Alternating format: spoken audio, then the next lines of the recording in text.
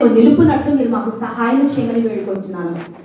వేరే ఏ విషయాల వైపు మా యొక్క మనసు డైవర్ట్ అవ్వకుండా సహాయం చేయండి అయ్యా. మీరు ఏ మాటలైతే మాకు అందించాలనుకుంటున్నారో, ఏ విషయాల్లో మమ్మల్ని మీరు సరిచేయాలనుకుంటున్నారో నాయన, ఆ యొక్క అంశములను నాయన తండ్రి సరి అయిన విధానంలో గ్రహించినట్లు మా అందరి మనోనేత్రాలను మీరు తెరవమని వేడుకుంటున్నాను.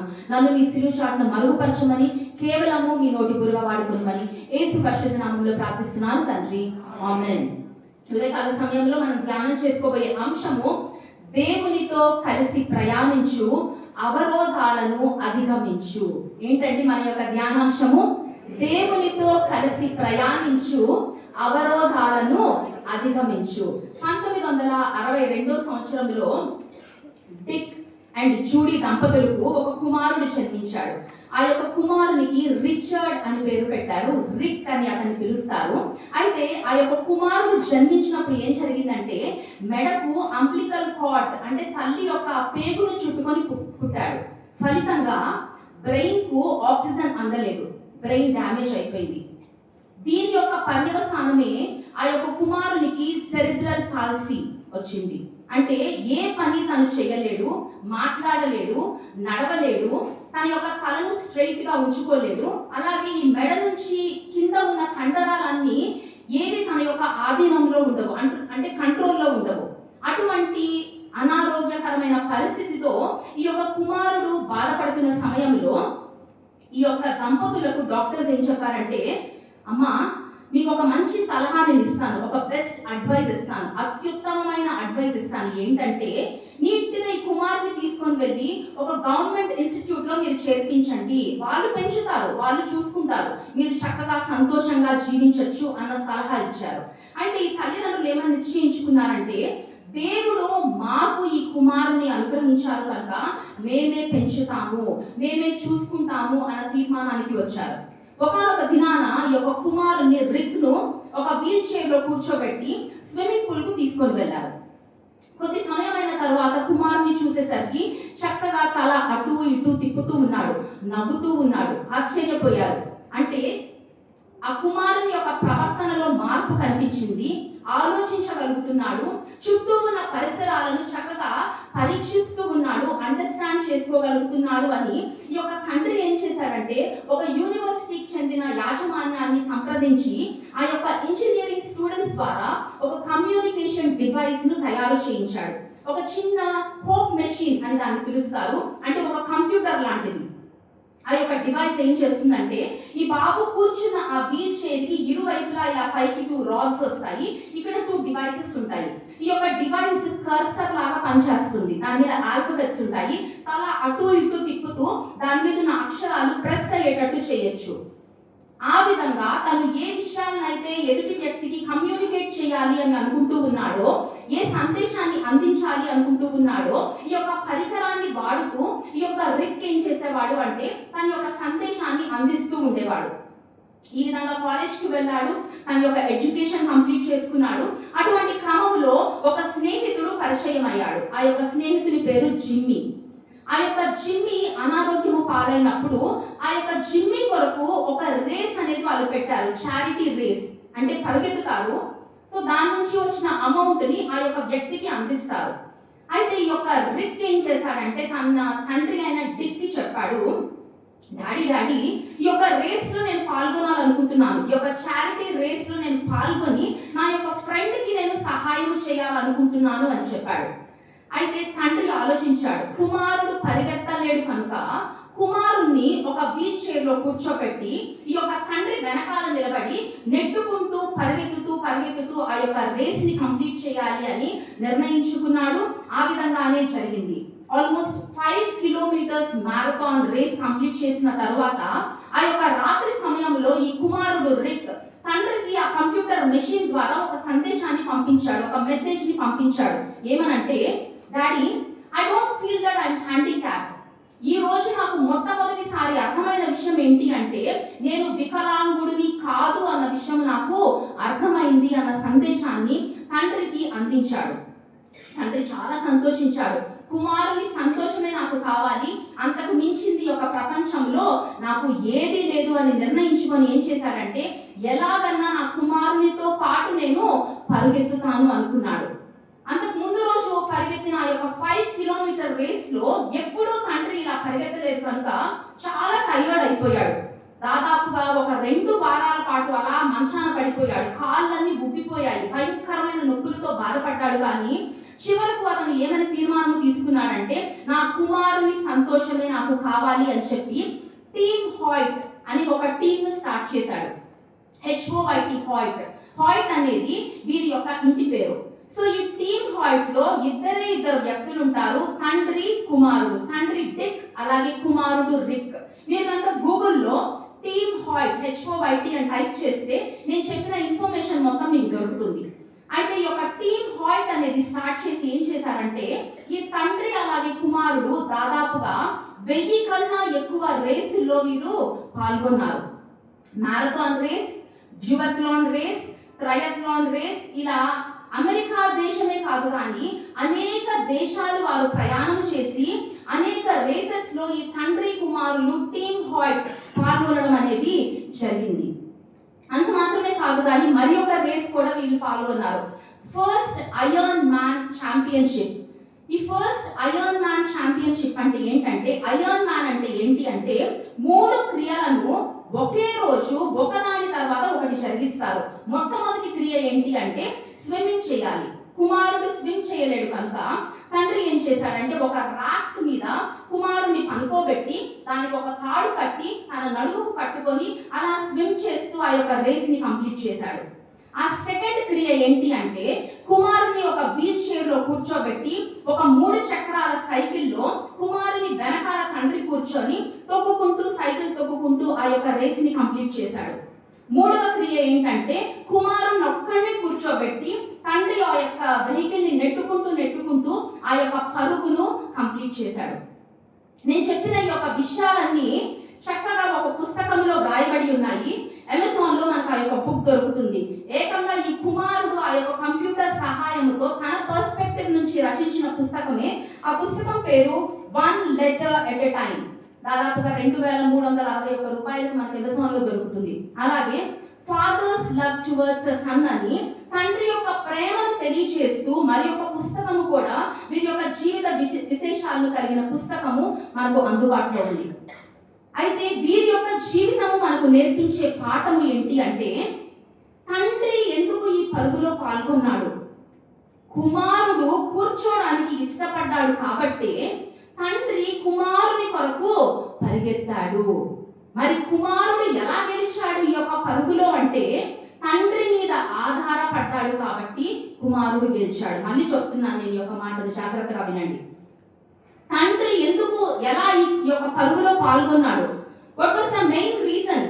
కుమారుడు ఆ యొక్క చైర్ లో కూర్చోడానికి ఇష్టపడ్డాడు కాబట్టి ఆ యొక్క పరుగులో దాదాపుగా మోర్ దాన్ 1000 రేసెస్ లో తండ్రి పాల్గొనడం జరిగింది. అలాగే కుమారుడు ఎలా గెలిచాడు?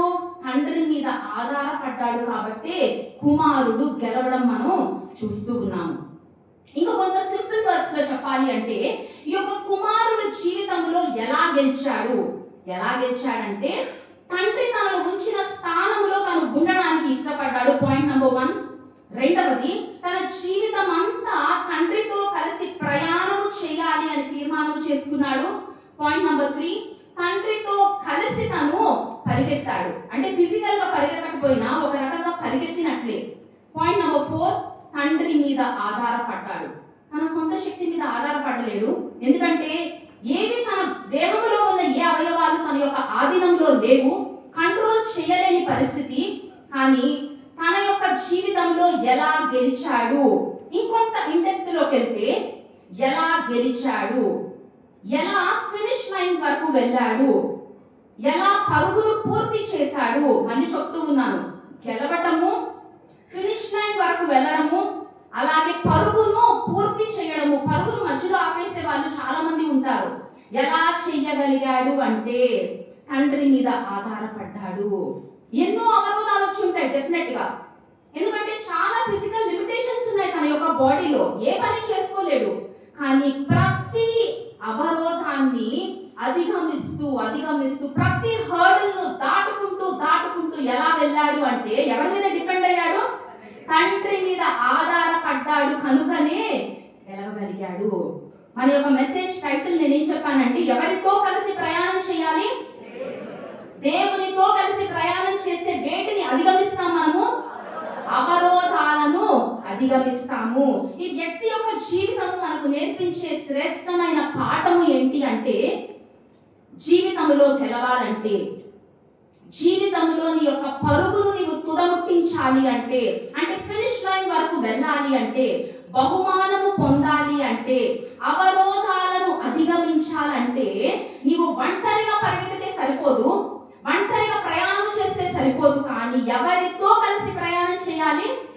దేవునితో కలిసి ప్రయాణం చేసినప్పుడే you can jump over through the barriers or hurdles in your life. ఈ యొక్క హర్డల్స్ ను ఈజీగా అధిగమించవచ్చు, అవరోధాలను అధిగమించవచ్చు. అసాధ్యములను సాధ్యపరిచే దేవుడు మన పక్కన ఉన్నప్పుడు. వీరి యొక్క మోటో ఏంటి అంటే, ఈ తండ్రి కుమారుల యొక్క మోటో అంటే నినాదము ఏంటి అంటే, yes you can. Only 3 words. Yes you can. అవును, నువ్వు చేయగలవు. పరిశుద్ధ గ్రంథంలో ఇదే మాట మనకు కనబడుతుంది. ఎక్కడ కనబడుతుంది చెప్పండి? నన్ను బలపరచువాని యందు. ఒకసారి చదువుతామా? అందరం గ్రంథాలు తీద్దామా? ఫిలిప్పీలకు రాసిన పత్రిక 4వ అధ్యాయము 13వ వచనము.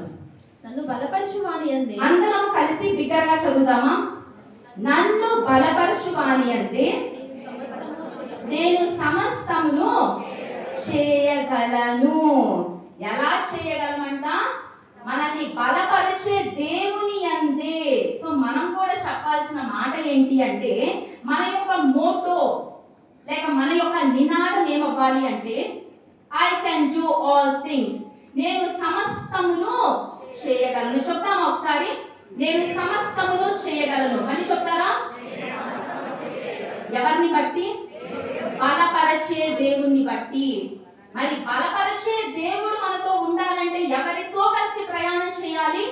దేవునితో కలిసి ప్రయాణం చేయాలి. కానీ ఉదయకాల సమయంలో దేవుడు మనకు నేర్పిస్తున్న మొట్టమొదటి పాఠము ఏంటి అంటే, యేసుతో కలిసి నీవు ప్రయాణించు, అవరోధాలను అధిగమించు. పరిశుద్ధ గ్రంథంలో ఒక వ్యక్తి ఉన్నాడు. అప్పటి వరకు యేసుతో దేవునితో కలిసి ప్రయాణం చేశాడు. అప్పటి వరకు ఆ వ్యక్తి దేవునితో కలిసి ప్రయాణం చేశాడు.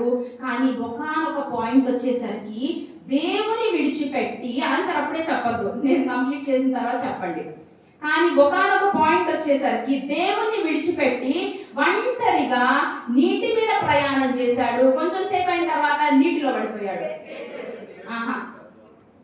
లేదు, యోనా. అప్పటి వరకు దేవునితో కలిసి ప్రయాణం చేశాడు.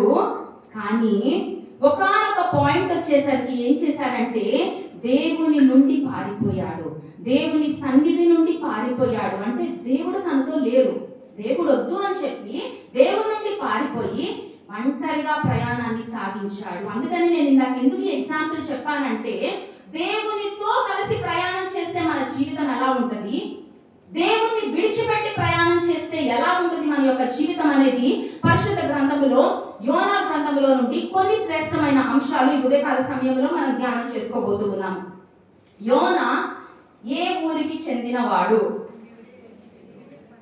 లేదు లేదు లేదు లేదు లేదు సరే, రిఫరెన్స్ చెప్తాను. 3 questions అడుగుతున్నాను, జాగ్రత్తగా వినండి. ఫస్ట్ క్వశ్చన్, యోనా ఏ ఊరి వాడు? రెండవ ప్రశ్న, యోనా యొక్క తండ్రి పేరేంటి? మూడవ ప్రశ్న, యోనాను దేవుడు ఏమని పిలుస్తున్నారు? నేను రిఫరెన్స్ చెప్తాను, చూడండి. దయచేసి ఎవరు బయట చదవద్దు, ఆన్సర్స్ మాత్రం నేను అడిగిన తర్వాత చెప్పండి. రాజులు రెండవ గ్రంథము 14వ అధ్యాయము 25వ వచనము. రాజులు రెండవ గ్రంథము 14వ అధ్యాయము 25వ వచనము. ఏ ఊరి వాడు యోనా? గట్టి చదవాలి. గత్హే పేరు ఊరి వాడైన ఎవరి కుమారుడు యోనా? అమిత్తయి కుమారుడు. మరి దేవుడు యోనాను ఏమని పిలుస్తున్నారు?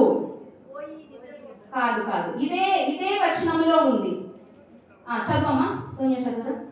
కథేపెరు ఊరివాడైన ఉమ్. అమిత్తయికి పుట్టిన ఉమ్. తన సేవకుడైన యోనా తన సేవకుడైన అను ప్రవక్త ద్వారా ఇశ్రాయేలీల దేవుడకు యెహోవా సెలవిచ్చిన మాట ఎవరు సెలవిచ్చిన మాట?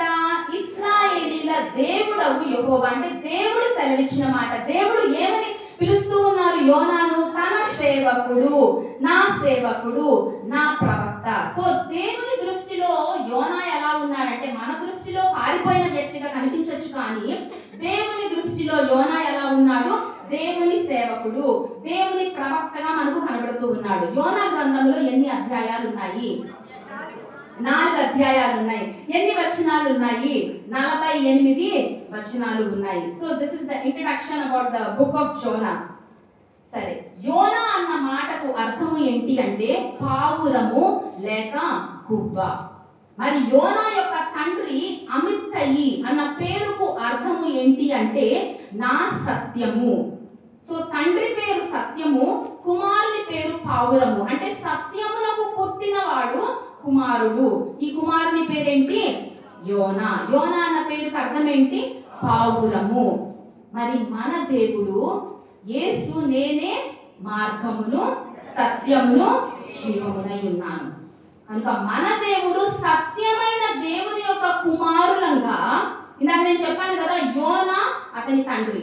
తండ్రి పేరుకు అర్థము సత్యము, సత్యములకు కుమారుడు. మన దేవుడు సత్యము, గాడ్ ఇస్ ట్రూత్. సో దేవుని బిడ్డలముగా మనము ఎలా జీవించాలి? పరిశుద్ధ గ్రంథము ఏమి తెలియజేస్తుందో ఒకసారి చూద్దామా? యోహాను రాసిన 3వ పత్రిక, యోహాను రాసిన 3వ పత్రిక, ఒకే అధ్యాయం ఉంటుందండి దీంట్లో, 3-4 వచనాలు. యోహాను రాసిన 3వ పత్రిక 3-4 వచనాలు. సత్యమును అనుసరించి నడుచుకొనుచున్నావు గనుక సహోదరులు వచ్చి నీ సత్య ప్రవర్తనను గూర్చి సాక్ష్యము చెప్పగా విని బహుగా సంతోషించి తిని నా పిల్లలు సత్యమును అనుసరించి నడుచుకొనుచున్నారని వినుట కంటే నాకు ఎక్కువైన సంతోషము లేదు. నా పిల్లలు సత్యమును అనుసరించి నడుచుకొనుచున్నారని వినుట కంటే నాకు ఎక్కువైన సంతోషము లేదు. ఈ 2 వచనాలలో ఎటువంటి ప్రవర్తన మనము కలిగి ఉండాలి? సత్య ప్రవర్తన. ఎలా నడుచుకోవాలి?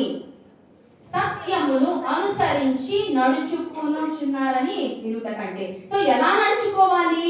సత్యమును అనుసరించి నడుచుకోవాలి. మళ్ళీ చెప్తూ ఉన్నాను, మన దేవుడు సత్యము. దేవుని బిడ్డలముగా ఎటువంటి ప్రవర్తన కలిగి ఉండాలి అంటే సత్య ప్రవర్తన. ఎలా నడుచుకోవాలి అంటే సత్యమును అనుసరించి నడుచుకోవాలి. సో నెక్స్ట్, యోనా పేరుకు అర్థము పావురము. సో పావురము అన్న రెఫరెన్స్ ఎక్కడుంది? పాము వలె వివేకము కలిగి ఉండాలి. పావురం వలె. చూద్దామా? మత్తయి సువార్త 10వ అధ్యాయము, మత్తయి సువార్త 10వ అధ్యాయము 16వ వచనము. ఇదిగో తోడేళ్ల మధ్యకు గొర్రెలను పంపినట్టు నేను మిమ్మల్ని పంపుచున్నాను గనుక పాముల వలె వివేకులను, పావురముల వలె నిష్కపటములై సో నిష్కపటమైన మనసు కలిగిన వారమై మనము జీవించాలి. సత్యమును అనుసరించి నడుచుకోవాలి. సత్య ప్రవర్తన కలిగిన వారమై ఉండాలి. ఇందాక చదివిన వచనంలో ఒక పాయింట్ నేను మిస్ చేశాను. నా పిల్లలు సత్యమును అనుసరించి నడుచుకొనుచున్నారని వినుట కంటే నాకు ఎక్కువైన సంతోషము లేదు. అంటే నిన్ను బట్టి నన్ను బట్టి దేవుడు సంతోషించాలంటే దేన్ని అనుసరించి మనం నడుచుకోవాలి?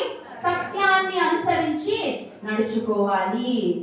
సో 2వ పాఠము ఈ ఉదయకాల సమయంలో దేవుడు మనకు నేర్పిస్తున్నది ఏంటి అంటే, మొట్టమొదటిది ఎవరితో కలిసి ప్రయాణం చేయాలి?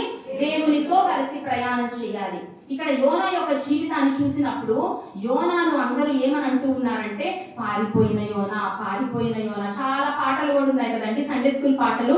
కానీ దేవుని దృష్టిలో యోనా ఎలా ఉన్నాడు? దేవుని సేవకుడు, దేవుని ప్రవక్త. ఒకవేళ ఉదయకాల సమయంలో నీ యొక్క జీవితాన్ని బట్టి, లేక నీ గత జీవితంలో నీవు ఎదుర్కొన్న ఫెయిల్యూర్స్ ని బట్టి, నీవు చేసిన మిస్టేక్స్ ని బట్టి నిన్ను పారిపోయిన వ్యక్తిగా ఈ యొక్క ప్రపంచము ముద్ర వేసిందా? పాపము చేసిన వ్యక్తిగా, పడిపోయిన వ్యక్తిగా నిన్ను చుట్టూ ఉన్న వారు వేలెత్తి చూపిస్తూ ఉన్నారా?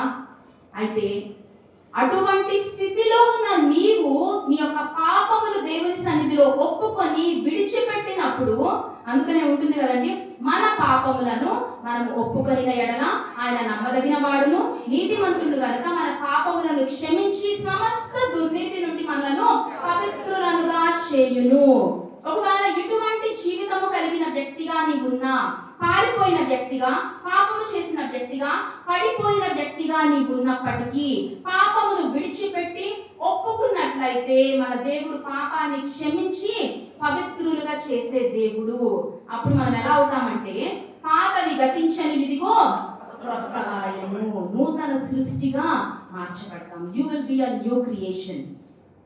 ఒకవేళ ఇటువంటి లేబుల్ నీకు ఉన్నా, ప్రపంచము నిన్ను ఈ విధంగా నీ మీద ముద్ర వేసి నువ్వు ఇటువంటి వ్యక్తివి అని పదే పదే పదే ఎత్తి పొడుస్తూ ఉన్నా, దేవుని దృష్టిలో నీవు నూతన సృష్టివి.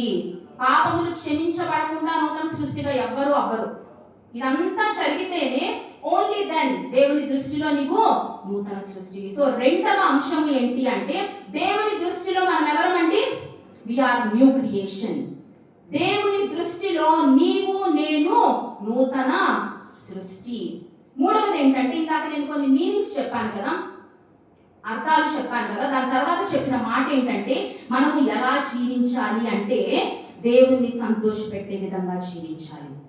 దేవుని సంతోషపెట్టే విధంగా జీవించాలంటే దేన్ని అనుసరించి నడుచుకోవాలి? సత్యమును అనుసరించి నడుచుకోవాలి. ఎటువంటి ప్రవర్తన కలిగి ఉండాలి?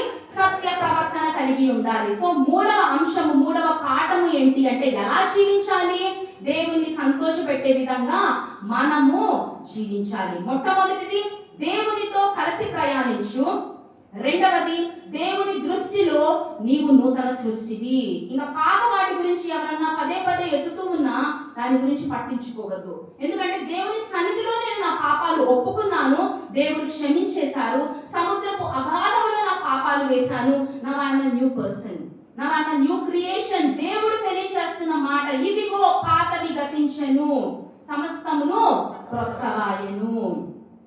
అలాగే దేవునితో కలిసి మనము జీవించాలి, లేక దేవునితో కలిసి మన యొక్క జీవిత ప్రయాణాన్ని ముందుకు కొనసాగించాలి. మనందరికీ తెలుసు ఈ యొక్క యోనా యొక్క జీవితం ఏం జరిగింది అంటే, దేవుడు యోనాకు ఒక పనిని అప్పగించాడు. యోనా ఎవరు? ప్రవక్త. ప్రవక్త యొక్క బాధ్యత ఏంటి అంటే, దేవుడు తెలియజేసిన విషయాలను, అంశాలను, ఆ యొక్క వర్తమానాన్ని దేవుని ప్రజలకు అందించాలి.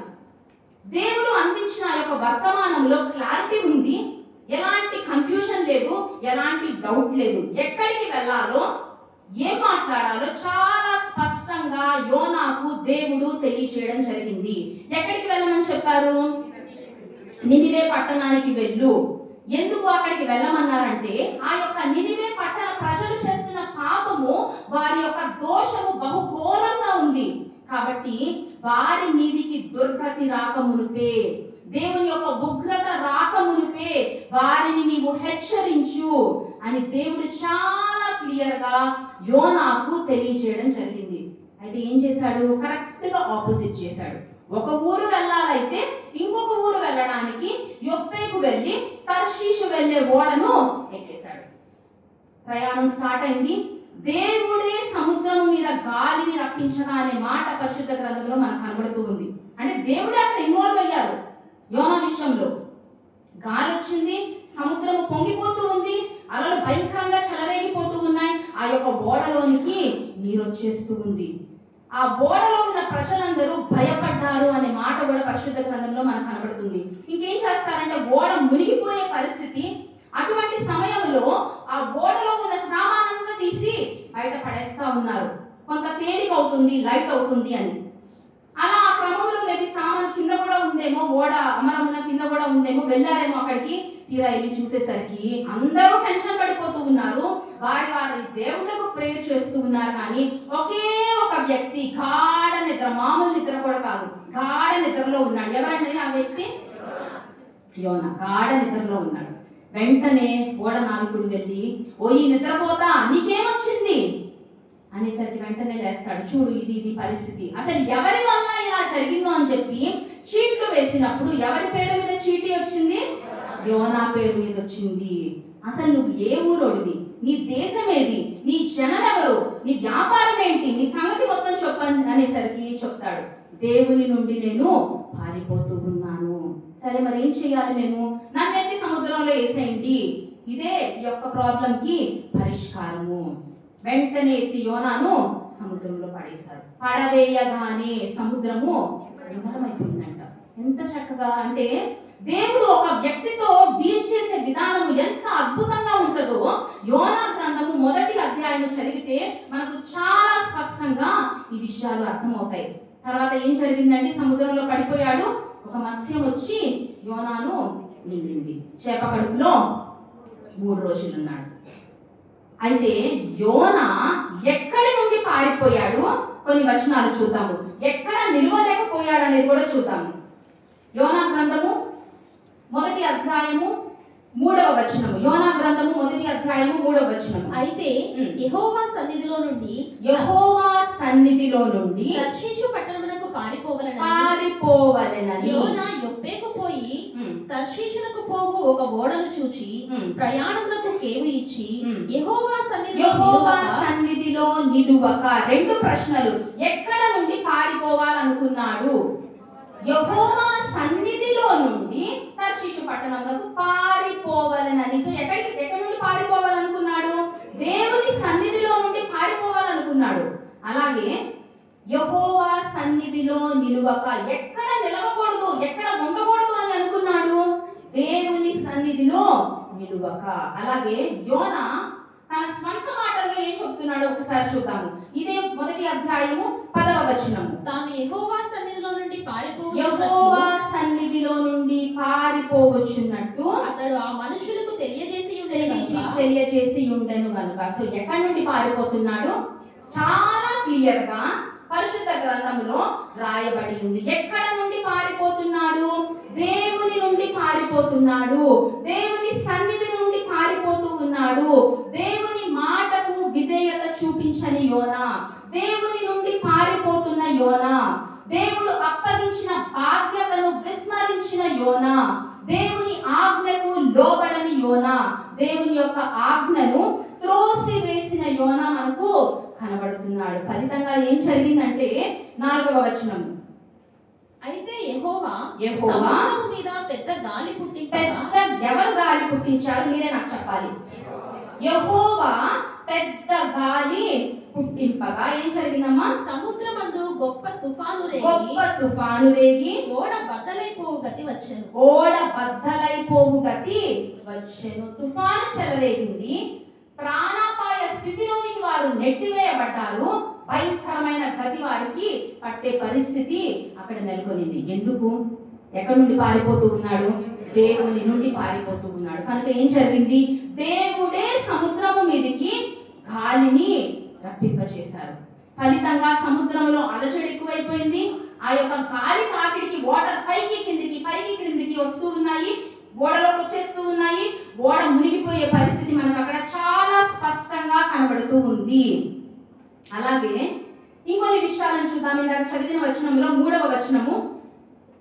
అయితే యెహోవా సన్నిధిలో నుండి తర్షీషు పట్టణమునకు పారిపోవలనని యోనా యొప్పేకు పోయి తర్షీషునకు పోగు ఒక ఓడను చూచి ప్రయాణమునకు కేవు ఇచ్చి అంటే టికెట్ కి ఫేర్స్ ఇచ్చాడు అని ఇంగ్లీష్ లో చాలా స్పష్టంగా వ్రాయబడి ఉంది. ఒక్కసారి ఈ సీక్వెన్స్ ని జాగ్రత్తగా గమనించినట్లయితే హి మేడ్ ఎ రాంగ్ డెసిషన్. తప్పుడు నిర్ణయాన్ని తీసుకున్నాడు. అందుకనే రాంగ్ షిప్ ఎక్కడానికి వెళ్ళాడు, రాంగ్ పట్టణానికి వెళ్ళడానికి బయలుదేరాడు, రాంగ్ టికెట్ తీసుకున్నాడు, రాంగ్ డైరెక్షన్ లో తన యొక్క ప్రయాణాన్ని కొనసాగించాడు. మళ్ళీ చెప్తూ ఉన్నాను, రాంగ్ డెసిషన్ తీసుకున్నాడు. అతను తీసుకున్న రాంగ్ డెసిషన్ ఏంటి? ఎక్కడి నుంచి పారిపోవాలనుకున్నాడు? దేవుని దగ్గర నుండే పారిపోవాలనుకున్నాడు. ఎక్కడికి వెళ్ళాలనుకున్నాడు? ఏ పట్టణానికి వెళ్ళాలనుకున్నాడు? నినివేకి వెళ్ళాలైతే రాంగ్ సిటీ సెలెక్ట్ చేసుకున్నాడు. తర్షీషుకు వెళ్ళాలనుకున్నాడు. రాంగ్ షిప్ ఎక్కాడు. ఇటు వెళ్ళాల్సినోడు ఇటు వెళ్ళాలనుకున్నాడు.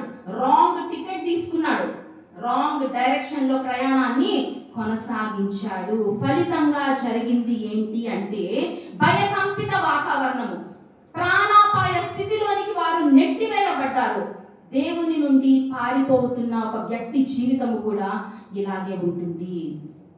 ఒకవేళ ఉదయకాల సమయంలో దేవుని సన్నిధిలో కూర్చొని ఉన్నావు, ఫిజికల్ గా కూర్చొని ఉన్నావు, కానీ నీ హృదయం దేవునికి దూరంగా ఉందా? దేవుని నుండి పారిపోతున్న వ్యక్తిగా నీవు ఉన్నావా? దేవుని సన్నిధికి దూరం అవుతున్న వ్యక్తిగా నీవు ఉన్నావా? దేవుని యొక్క మాటకు విధేయత చూపించని వ్యక్తిగా నీవు ఉన్నావా? దేవుడు నీకు ఒక బాధ్యతను అప్పగించారు. ఆ బాధ్యతను ధిక్కరించే వ్యక్తిగా, తిరస్కరించే వ్యక్తిగా, ఆజ్ఞను అతిక్రమించే వ్యక్తిగా, ఆజ్ఞను త్రోసివేసే వ్యక్తిగా నీవు ఉన్నట్లయితే యోనా జీవితంలో ఏం జరిగింది? God interfered. మన జీవితాల్లో మనల్ని కూడా విడిచిపెట్టడండి దేవుడు. ఏముందిలే, ఎవరు చూసారనిలే, ఎవరికి తెలిసిందనిలే, ఏమవుతుందిలే, ఇప్పటి వరకు ఏం కాలేదు కదా అని అనుకుంటూ ఉన్నావా? ఒకనొక సమయం వస్తుంది, ప్రతి వ్యక్తికి దేవుడు ఒక డెడ్ లైన్ పెడతారు. ఆయన జాలి, కృప, కనికరం కలిగిన దేవుడు కాబట్టి అలా వెయిట్ చేస్తూ ఉంటాడు. ఈ రోజన్నా మారతారేమో, రేపన్నా మారతారేమో, కనీసం ఈ వారమన్నా మారతారేమో. డెడ్ లైన్ అయిపోయిందంటే అయిపోయినట్టే ఇంకా. కానీ మన థింకింగ్ ఎలా ఉంటుందంటే, అరే నేను ఇన్ని చేస్తున్నా, నాకు ఏం జరగట్లేదు కదా, ఏం జరగట్లేదు. దేవునితో చాలాసార్లు ఆషామాషి అనుకుంటూ ఉంటాము. We keep on playing games with God. దేవునితో ఆటలా కాదు కదా. యోనా జీవితంలో దేవుడే గాలిని పుట్టించారు. మునిగిపోతున్న పరిస్థితి, భయపడిపోతూ ఉన్నారు. ఆ గతి అన్న మాటను చూస్తూ ఉన్నాము. అటువంటి గతి రావడానికి కారణము దేవుని నుండి పారిపోతున్న యోనా కనబడుతూ ఉన్నాడు. ఒకవేళ నీ జీవితంలో నీవు కూడా రాంగ్ డెసిషన్స్ తీసుకుంటూ ఉన్నావా? రాంగ్ డైరెక్షన్స్ లో వెళ్ళాలనుకుంటున్నావా? రాంగ్ రూట్ లో అడుగులు వేస్తూ వెళ్తూ ఉన్నావా? జీవితంలో నష్టపోతాము. ఇప్పుడు ఒకవేళ నష్టపోతున్నట్టు కనిపించకపోవచ్చు, కానీ దేవుడు ఎవరిని విడిచిపెట్టరు. జీవితంలో నష్టపోతాము. ఈ ఉదయకాల సమయంలో యోనా యొక్క జీవితం ద్వారా దేవుడు మనందరినీ హెచ్చరిస్తూ ఉండగా, దయచేసి కూర్చొని నా కోసం కాదు, వీళ్ళ కోసం, వాళ్ళ కోసం, ఎవ్వరి కోసం కాదు, దేవుని వాక్యము మనల్ని గద్దిస్తున్నప్పుడు, ఖండిస్తున్నప్పుడు ఆ వాక్యము నా కొరకే అని స్వీకరించి సరిచేసుకున్నప్పుడు మన జీవితాలు బాగవుతాయి. వాక్యము నొప్పింప చేయాలంట, నొప్పి కలిగించాలంట. ఎందుకంటే దేవుని వాక్యము 2 అంచులు గల ఖడ్గము. ఖడ్గము గుచ్చుకుంటుంటే నొప్పి లేకుండా చాలా బాగుంది, ఇంకొంచెం గుచ్చండి అంటామా? కాదు కదా. దేవుని వాక్యము ఒక వ్యక్తి వింటున్నప్పుడు హృదయము లోనికి చొచ్చుకొని వెళ్ళాలి. అది నొప్పిని కలిగించాలి, నీ జీవితాన్ని సరిచేయాలి. ఇష్టం లేని వాటిని అలా కత్తితో వాక్యం ఏం చేస్తుంది? మనిషి యొక్క జీవితంలో నుంచి సపరేట్ చేసేస్తుంది. మనం యాక్సెప్ట్ చేయాలి. నాకు కాదు అని కూర్చుంటే ఎన్ని వేల వర్తమానాలు విన్నా, ఎన్ని సంవత్సరాలు విన్నా, it will be of no use. మనకి ఉదయకాల సమయంలో ఎటువంటి డెసిషన్స్ తీసుకుంటున్నాం? ఏ రూట్ లో వెళ్ళాలనుకుంటున్నావు? రాంగ్ డెసిషన్ తీసుకున్నాడు. Wrong route, wrong ship, wrong ticket, wrong track, అంత రాంగ్ రాంగ్ రాంగ్. తీరా ఎక్కడ వెళ్ళి పడిపోయాడు? సముద్రంలో పడిపోయాడు. చేతులారా చేసుకున్నాడు, పారిపోయాడు. పారిపోతూ ఉన్నావా? You can run away from God, but you cannot hide from God. పారిపోవచ్చేమో, కానీ దేవుని నుండి నువ్వు దాక్కోలేవు. దేవుని కన్నుల నుండి నువ్వు దాక్కోలేవన్న విషయాన్ని మనం గుర్తుంచుకోవాలి. ప్రపంచంలో ఏ మూలకెళ్ళి దాక్కోవాలని ట్రై చేసినా, సముద్రం యొక్క భూభాగాల్లోకి లోపలికి వెళ్ళి నువ్వు ట్రై చేసినా కూడా, depths of the sea, depths of the ocean కి వెళ్ళినా కూడా దేవుని కన్నులకు మరుగై ఉన్నది ఏదీ లేదు. జీవితాన్ని ఆషామాషిగా తీసుకోవద్దు. మనం చేసే ప్రతి పని చూస్తున్న దేవుడు. దేవుని నుంచి పారిపోయే వ్యక్తిగా ఉన్నావేమో, కానీ దేవుని నుంచి తప్పించుకోలేవు. దేవుని నుంచి ఏది నువ్వు దాచిపెట్టలేవు అన్న సత్యాన్ని ఉదయకాల సమయంలో మనము గుర్తుంచుకోవాల్సిన వారమై ఉన్నాము. అంతకు ముందు వరకు యోనాను గురించి ఏమని రాయబడిందంటే దేవుని ప్రవక్త, దేవుని సేవకుడు. కానీ ఎప్పుడైతే పారిపోయాడో ఓడ నాయకుడు వచ్చి ఏమని పిలుస్తున్నాడు చూద్దామా? యోనా గ్రంథము 1వ అధ్యాయము 6వ వచనము. అప్పుడు ఓడ నాయకుడు అతని యొద్దకు వచ్చి, ఓయి నిద్రపోతా, ఓయి నిద్రపోతా. అంటే దేవుని నుండి ఒక వ్యక్తి పారిపోతే, దేవుని నుండి ఒక వ్యక్తి దూరంగా వెళ్ళిపోతే ఆ వ్యక్తికి విలువ ఉండదు, ఆ వ్యక్తికి గుర్తింపు ఉండదు. చీట్లేసినప్పుడు ఎవరి పేరు మీద వచ్చిందండి? యోనా. అందరు ఇలా చూసింటారు, అరే నువ్వేరా బాబు, నువ్వే, నీ వల్లే జరిగింది, తలదించుకొని ఉంటాడు. అవమానము. తలదించుకునే పరిస్థితి, నిందించుంటారు. చూడు, మా సామానంతా తీసుకెళ్లి నీళ్ళలో పడేయాల్సి వచ్చింది, అంతా కోల్పోయాం, అంతా పోగొట్టుకున్నాం, ఎవరి వల్ల? నీ వల్లే, నీ వల్లే, నీ వల్లే. ఎందుకు ఈ పరిస్థితి? పారిపోయాడు, దేవుడి నుంచి దూరంగా వెళ్ళిపోయాడు. ఒకవేళ నీ జీవితంలో నీవు కూడా దేవుడి నుంచి దూరంగా ఉన్నావా, దూరంగా వెళ్ళిపోతూ ఉన్నావా? మనకు కలిగే గతి కూడా ఇదే. గుర్తింపు ఉండదు, సమాజంలో గుర్తింపు ఉండదు, విలువ ఉండదు. దేవుని సేవకుడు అని పిలువబడిన యోనాను నిద్రపోతా అని సంబోధిస్తూ ఉన్నాడు. ఒకవేళ నీవు కూడా పారిపోయే వ్యక్తిగా ఉన్నట్లయితే, గుర్తింపు లేని వ్యక్తిగా, విలువ లేని వ్యక్తిగా, అవమానించబడే వ్యక్తిగా, తలదించుకునే వ్యక్తిగా మనము ఉండాలి అన్న సత్యాన్ని మనము గుర్తుంచుకోవాలి.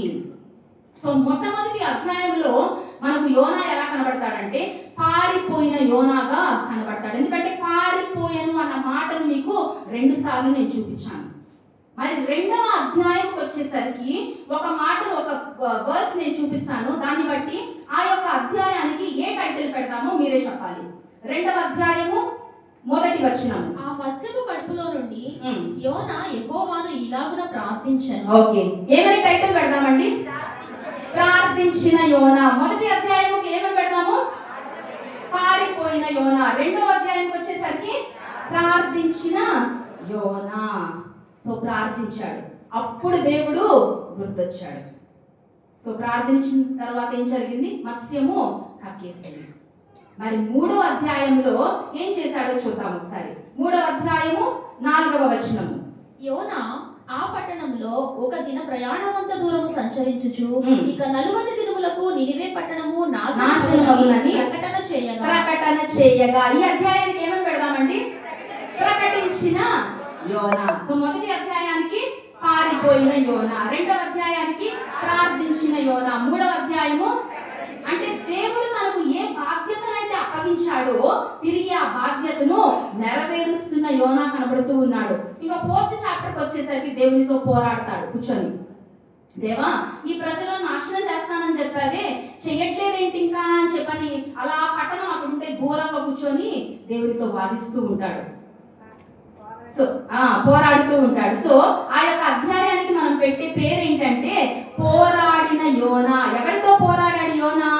దేవునితోనే పోరాడాడు కనుక పోరాడిన యోనా మనకు కనబడుతూ ఉన్నాడు. మన యొక్క దేవుడు ఎటువంటి దేవుడో యోనా చేసిన ప్రార్థనలో కొన్ని వచనాలు మీకు చూపిస్తాను, ఒకసారి చూద్దామా.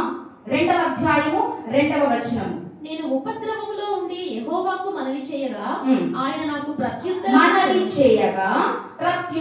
ఇచ్చెను. పాతాళ గర్భములో నుండి నేను కేకలు వేయగా నీవు నా ప్రార్థన అంగీకరించెను. కనుక మన దేవుడు ఎటువంటి దేవుడు అంటే, అలాగే యోనా గ్రంథము 1వ అధ్యాయం 1వ వచనం ఒకసారి చూద్దామా. యెహోవా వాక్కు అమిత్తయి కుమారుడైన యోనాకు ప్రత్యక్షమై ఇలాగు సెలవిచ్చెను. అంటే దేవుడే డైరెక్ట్ గా ఎవరితో మాట్లాడుతూ ఉన్నారు? యోనాతో మాట్లాడుతూ ఉన్నారు. అంటే దేవునితో సంబంధము కలిగిన వ్యక్తిగా యోనా ఉన్నాడు. కానీ ఆ సంబంధం వద్దని కట్ చేసుకొని పారిపోతూ ఉన్నాడు. నీట్ గా దారిలోకి ఏ వ్యక్తిని ఎలా తీసుకొని రావాలో ఎవరికి తెలుసు? మనల్ని కూడా ఎలా దారిలోకి తీసుకొని రావాలో, పారిపోతున్న వ్యక్తిని ఎలా తీసుకొని రావాలో నీట్ గా ఎవరికి తెలుసు అంటే దేవునికి తెలుసు. సో మన దేవుడు ఎటువంటి దేవుడు అంటే మాట్లాడే దేవుడు. మొదటి అంశము, మన దేవుడు యోనాతో మాట్లాడారు, నీతో నాతో కూడా నేటి దినాన ఆయన మాట్లాడుతూ ఉన్నారు. ఇప్పుడు చదివిన 2వ అధ్యాయం 2వ వచనములో మనవి చేయగా ప్రత్యుత్తరం ఇచ్చెను. అంటే జవాబిచ్చే దేవుడు. 2వది, మన దేవుడు ప్రత్యుత్తరం ఇవ్వడం అంటే ఏంటి? జవాబు ఇవ్వడము. సో జవాబిచ్చే దేవుడు. అలాగే కేకలు వేయగా ప్రార్థన అంగీకరించి ఉన్నావు. అంటే ప్రార్థనను అంగీకరించే దేవుడు, మాట్లాడే దేవుడు, జవాబిచ్చే దేవుడు, ప్రార్థన అంగీకరించే దేవుడు. అలాగే 3వ అధ్యాయము 1వ వచనాన్ని చూద్దామా. అంతటా యెహోవా వాక్కు రెండవ మారు ప్రత్యక్షమై. అంటే ఫస్ట్ టైం చెప్పినప్పుడు వినలేదు, ఎన్నో ఛాన్స్ ఇచ్చారు దేవుడు? Second chance. మన దేవుడు అవకాశాలు ఇచ్చే దేవుడు. our God is a God of second chance. ఒకవేళ అంతకుముందు దేవుడు నీకు అవకాశం ఇచ్చారేమో రక్షింపబడాలని, ఎన్నోసార్లు దేవుడు నీకు అవకాశం ఇచ్చుండొచ్చు. ఈ ఉదయకాల సమయంలో మనకు అటువంటి గతి రాకమునుపే దేవుడు మరొక అవకాశం ఇస్తూ ఉన్నాడేమో. కనీసము ఈ రోజు రోజన్నా దేవుని మాట వింటావేమోనని, దేవుడు నీకు ఇచ్చిన ఆజ్ఞను నీవు పాటిస్తావేమోనని, దేవునికి లోబడతావేమోనని, పారిపోయిన నీవు దేవుని దగ్గరకు పరుగులెత్తుకుంటూ వస్తావని ఈ ఉదయకాల సమయంలో మనకు దేవుడు రెండవ అవకాశం ఇస్తూ ఉన్నారు. మరి తిరిగి వద్దామా? తిరిగి వచ్చే వారిగా ఉందామా? లేక యోనా వలె పారిపోయి నష్టపోయిన తర్వాత, బుద్ధొచ్చిన తర్వాత మళ్ళీ తిరిగి వచ్చేవారిగా మనము ఉందామా? అలాగే 3వ అధ్యాయము 10వ వచనం. ఈ నినివే వారు తమ చెడు నడతలను మానుకొనగా వారు చేయుచున్న క్రియలను దేవుడు చూచి పశ్చాత్తాపుడై వారికి చేయుదునని తాను మాట ఇచ్చిన కీడు చేయక మానెను. మనందరికీ తెలిసి ఏం జరిగిందో, అందుకని నేను ఆ వివరాలన్నీ చెప్పట్లేదు. మత్స్యం కడుపులో నుంచి బయటకు వచ్చాడు, నినివే పట్టణానికి వెళ్ళాడు. 3 రోజులు ప్రయాణం చేసి వారికి చెప్పాలి, కానీ 1 రోజు ప్రయాణం మాత్రమే చేసి వారికి చెప్పారు. 40 రోజుల్లో దేవుని ఉగ్రత మీ మీదికి రాబోతుంది, జాగ్రత్త అని చెప్పాడు. అంతే. రాజు దగ్గర నుంచి చిన్న బిడ్డల వరకు ఈ పశువులు ఇవి కూడా ఆహారం తీసుకోలేదంట. గోనె పట్ట కట్టుకొని బూడిదలో కూర్చొని ప్రార్థన చేశారు. దేవుడు ఏం చేశారు? పశ్చాత్తాపపడి. మళ్ళీ ఒకసారి చదువుతావమ్మా, 3వ అధ్యాయము 10వ వచనం. ఈ నినివే వారు తమ చెడు నడతలను మానుకొనగా వారు చేయుచున్న క్రియలను దేవుడు చూచి పశ్చాత్తాపుడై వారికి చేయుదునని తాను మాట ఇచ్చిన కీడు చేయక మానెను. మాట ఇచ్చిన కీడు చేయక మానే దేవుడు. వాళ్ళు చెడు నడతలను మానుకొనగా, ఒకవేళ మన జీవితంలో మనము కూడా చెడు నడతలను మానుకున్నట్లయితే క్షమించే దేవుడు, అలాగే నీ మీదకు శిక్ష రాకుండా శిక్ష నుండి మనలను తప్పించే దేవుడు. ఎవరి వలన రక్షణ కలుగుతుందో యోనా చేసిన ప్రార్థనలో ఈ యొక్క అంశం మనకు కనబడుతుంది. 2వ అధ్యాయము 9వ వచనము, 3rd లైన్ మాత్రం చదువమ్మా. 2వ అధ్యాయము 9వ వచనం. యెహోవా యొద్దనే అని ప్రార్థించను, రక్షణ దొరుకును అని ప్రార్థించు. ఎవరి దగ్గర రక్షణ దొరుకుతుంది? దేవుని దగ్గర. మాట్లాడే దేవుడు, జవాబిచ్చే దేవుడు, ప్రార్థన అంగీకరించే దేవుడు, రక్షించే దేవుడు, క్షమించే దేవుడు, కీడు చేయక శిక్ష నుండి మనలను తప్పించే దేవుడు. కూర్చున్నాడు, ఏమి రావట్లేదు పనిష్మెంట్, చాలా కోపం వచ్చేసింది, బాధ వచ్చేసింది, ఏంటి దేవా ఇలా చేస్తున్నావు అని చెప్పి దేవునితో పోరాటం స్టార్ట్ చేశాడు. అయితే యోనా మాటల్లో దేవుని యొక్క లక్షణాలు కొన్ని మనకి ఇక్కడ కనబడతాయి. ఒకసారి చూద్దామా. 4వ అధ్యాయము 2వ వచనం. యెహోవా నేను నా దేశమందుండగా ఇట్లు జరుగునని నేను అనుకొంటిని కదా, అందువలననే నీవు కటాక్షమును శాలియును శాంతమును అత్యంత కృపయు గల దేవుడు. మన దేవుడు ఇంకా ఎలాంటి దేవుడు అండి? కటాక్షము కలిగిన దేవుడు, జాలి గల దేవుడు, బహుశాంతము గల దేవుడు, అత్యంత కృపగల దేవుడు. మరి ఇటువంటి దేవుని సన్నిధిలో నీవు నేను కూర్చొని ఉన్నాము. సముద్రము దేవుని యొక్క మాట వినింది, గాలి దేవుని యొక్క మాట వినింది, మత్స్యము దేవుని యొక్క మాట వినింది. దేవుడు ఒక సొరచెట్టు అప్పటికప్పుడే అలా పాకేటట్టు, గ్రో అయ్యేటట్టు చేశారు. సొరచెట్టు దేవుని యొక్క మాట వినింది. ఒక చిన్న పురుగును పంపించి సొరచెట్టు మొత్తం తినేసేటట్టు చేశారు. చిన్న పురుగు కూడా దేవుని మాట వినింది. చిన్న పురుగు నుండి పెద్ద మనిషిని మింగే మత్స్యము వరకు అన్ని దేవుని మాట విన్నాయి, కానీ ఎవరు దేవుని మాట వినలేదు? యోనా దేవుని మాట వినలేదు. మరి ఉదయకాల సమయంలో సృష్టి అంతా దేవుని యొక్క మాట వింటూ ఉంది. ఈ సోలార్ సిస్టమ్ అంతా దేవుని యొక్క మాట వింటూ ఉంది. అందుకని ప్లానెట్స్ చక్కగా వాటి పొజిషన్స్ లో అలా తిరుగుతూ ఉన్నాయి, అటు ఇటు కదలకుండా, ఒకదానితో ఒకటి ఢీకొనకుండా.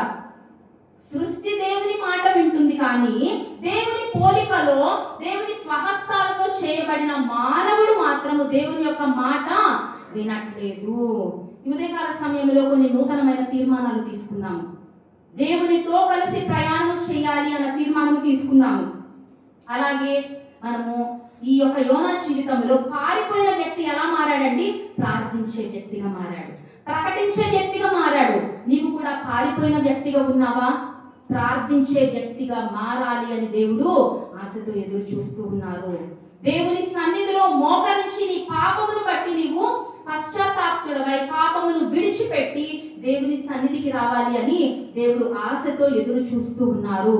అలాగే ప్రకటించే వ్యక్తులంగా మనము మారాలి. ప్రతి ఒక్కరి మీద దేవుడు ఒక బాధ్యతను ఉంచారు.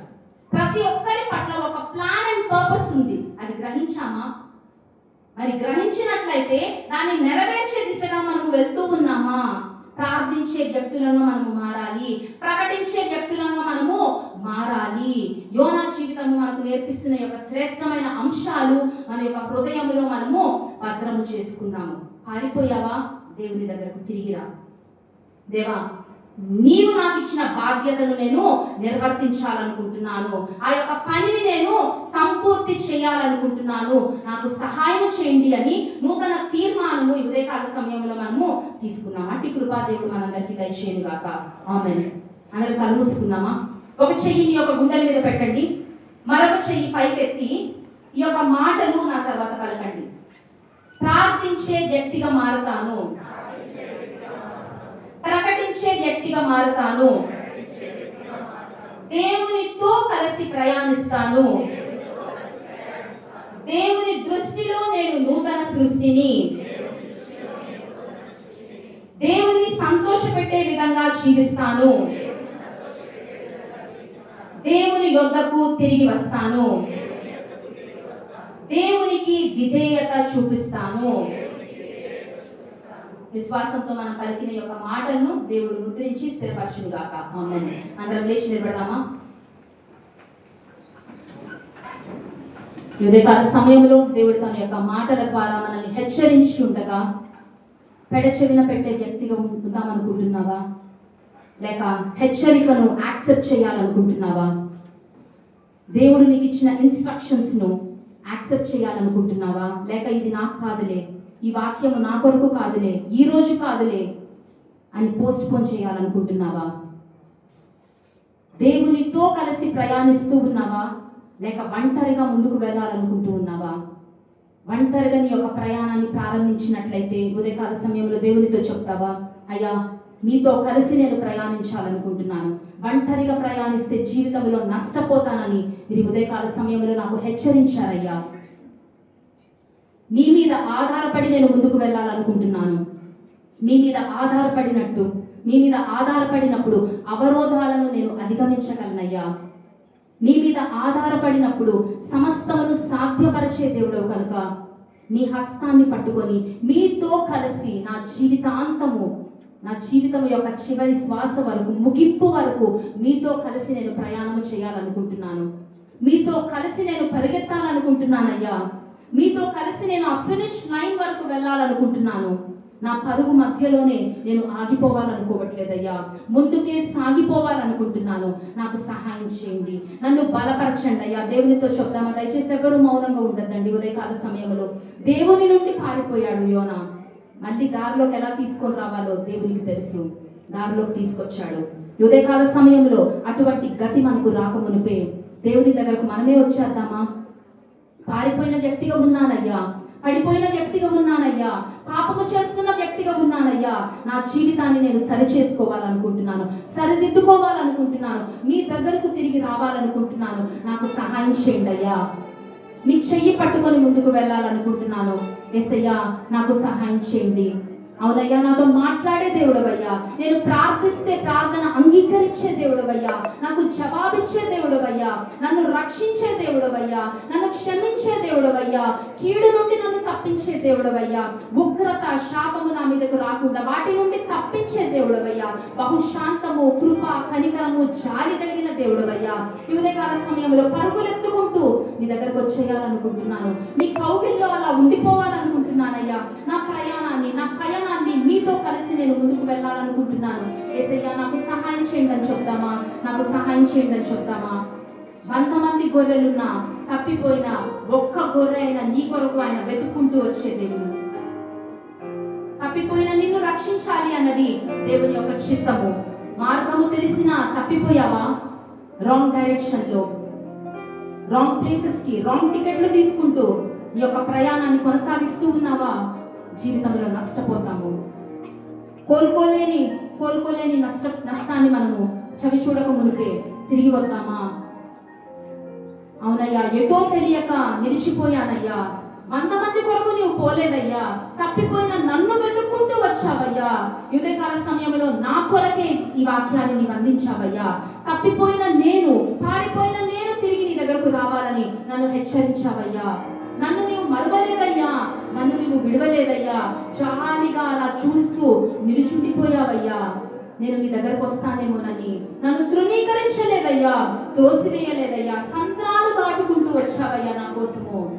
దేవునితో చెప్తామా? మార్గము తెలిసినా తప్పిపోయాను, ఎటో తెలియక నిలిచిపోయాను. మార్గము తెలిసినా తప్పిపోయాను, ఎటో తెలియక నిలిచిపోయాను. అంతమంది కొరకు నీవు పోలేదు, తప్పిపోయిన నన్ను నీవు వెనక్కి వచ్చావు. అంతమంది కొరకు నీవు పోలేదు, తప్పిపోయిన నన్ను నీవు వెనక్కి వచ్చావు. నన్ను నీవు మరువక, నన్ను నీవు విడువక, జాలిగా నన్ను చూస్తూ నిలిచిపోయావు. తృణీకరించగా, నన్ను త్రోసివేయక, సంద్రాలు దాటి నన్ను చేరుకున్నావు. యేసు నన్ను మరువక, యేసు నన్ను విడువక, జాలిగా నన్ను చూస్తూ నిలిచిపోయావు. తృణీకరించగా, నన్ను త్రోసివేయక, సంద్రాలు దాటి నన్ను చేరుకున్నావు. శ్రేష్టమైన జనులు ఉన్నారు, విలువలేదు నా కోసం వచ్చావు. శ్రేష్టమైన జనులు ఉన్నారు, విలువలేని నా కోసం వచ్చావు.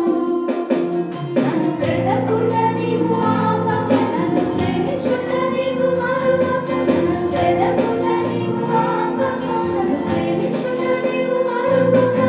నూతన ప్రారంభమిచ్చావు, నీ భుజములపై నన్ను మోసావు. యేసు నన్ను మరువక, యేసు నన్ను విడువక, జాలిగా నన్ను చూస్తూ నిలిచిపోయావు. తృణీకరించగా, నన్ను త్రోసివేయక, సంద్రాలు దాటి నన్ను చేరుకున్నావు. ప్రార్థన. ప్రేమ తండ్రి, గొప్ప దేవ, మహోన్నతుడైన మీకే స్తుతులు, స్తోత్రాలు, వందనాలు చెల్లించుకుంటున్నాను ఆయన. దేవాను ప్రభా, యోనా జీవితంలో నుంచి శ్రేష్టమైన విషయాలు మీరు మాకు తెలియజేసిన విధానం అందరికీ స్తోత్రాలు, వందనాలు చెల్లించుకుంటున్నాను ప్రభా. దేవాను ఆయన మా తండ్రి, మీ సన్నిధిలో నుంచి పారిపోయినటువంటి యోనాన్ని మాకు చూపించారు తండ్రి, మీ స్తోత్రాలు. అవును ప్రభా, పారిపోయిన